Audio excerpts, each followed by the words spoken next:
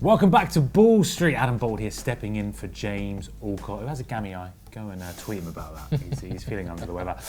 We're here alongside Sam Peoples from United People's TV to talk about Manchester United. Sam. Yes, please. A very fortunate win for United against Spurs yesterday. Completely undeserved, you might say. But in terms of the bigger picture, the narrative here that we need to talk about is the manager's position at Manchester United. Yep. It's dominating all the headlines.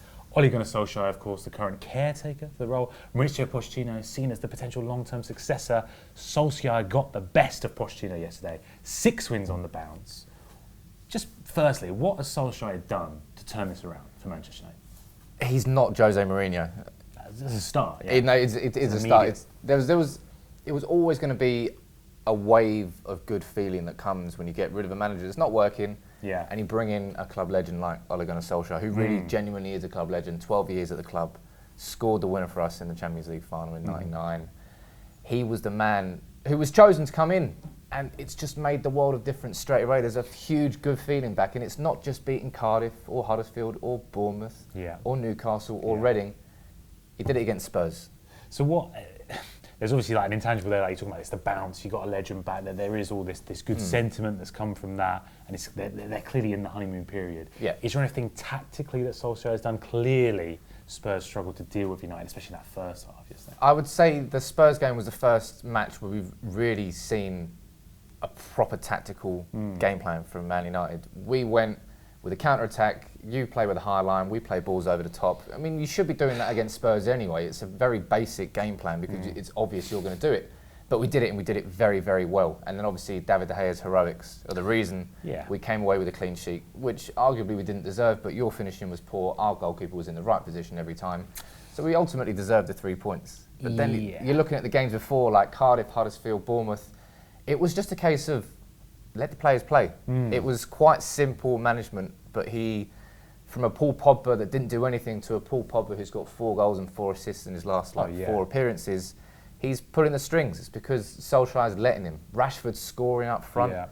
You know, Solskjaer's instilling belief back into the players that were a bit shackled. You know, one thing, I'm pissed off at the Man United players for what they've... I don't agree with players... how they're performing under Mourinho. I don't agree with players properly down in tools and then just switching. It's not that... You're right in that he's obviously got the best out of Pogba, Rashford, Martial as well.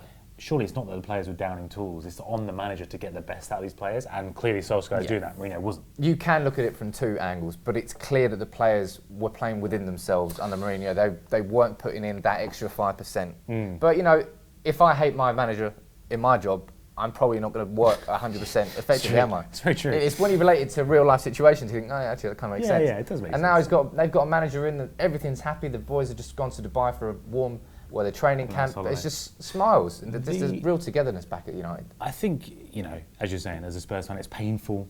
The finishing was pretty poor yesterday, as good as De Gea was. I think we didn't take our chances. But I was quite impressed, as you say, by the way Solskjaer set that up to take advantage of Spurs. As I said at the top there, Pochettino is the guy who's seen as a shoo-in for this job.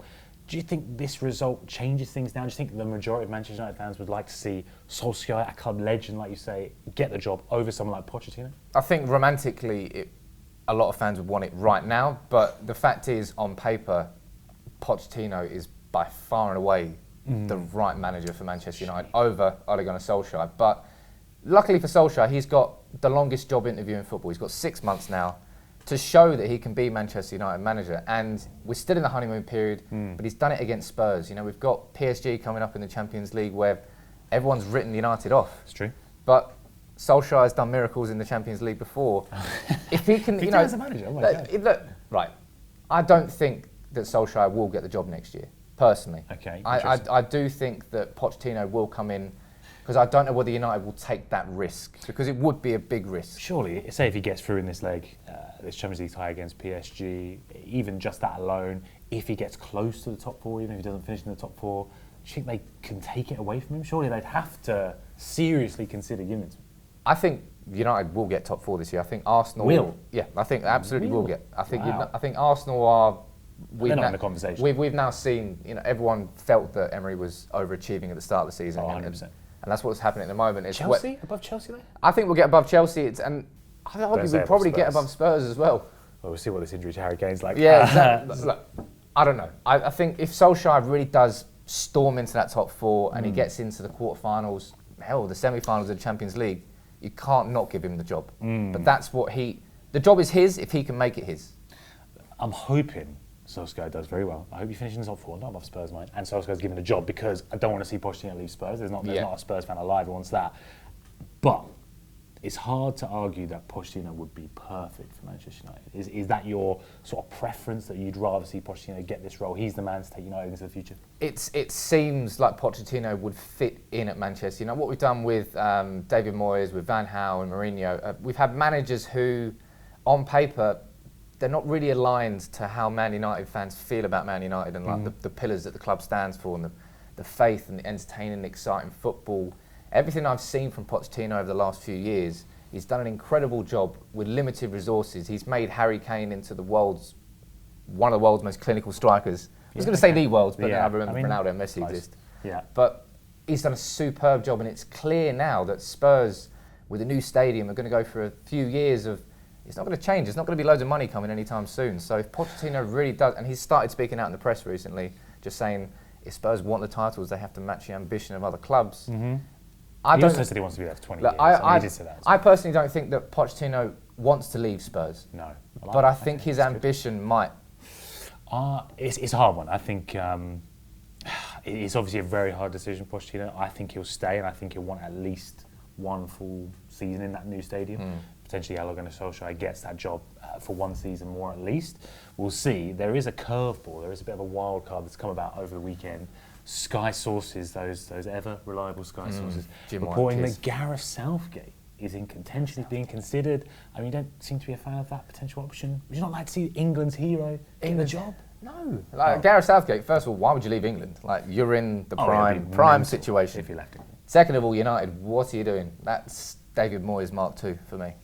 Yeah. No thanks. Sorry, Gareth. Is that a curveball that they've leaked to the press to try and just? Don't know. The odds might have gone down now on Sky Bet and then gone away. But that's accusations. So Gareth Southgate said no. Ole Gunnar Solskjaer is a yes if he performs this season. Yeah. And Pochettino is the preferred choice for you. And do you think that's how most Man United fans see it? I would be surprised if most United fans don't feel like that. But the way things are going with Solskjaer, with every passing win that happens, there's going to be more going into that camp. Oh, yeah. And the idea of having someone who's so intrinsically linked to the club that Man United wouldn't just be a job for Solskjaer. It's got a deeper meaning for him, and that comes across in how he presents himself to the fans, and to see the players. It might be a small thing, but to see the players going to Wembley in club suits. We haven't seen that for a while. It felt like United. It felt like an occasion, and United players seem to turn up for that occasion. It seems like United are looking more like United now. Well, let's see what happens for the rest of the season then. Let us know what you think in the comments. Should Solskjaer get the job? Should Pochettino get a job? Maybe Gareth Southgate. It's not a popular opinion. Do go and subscribe to United People's TV. Sam, what can the United fans expect over there?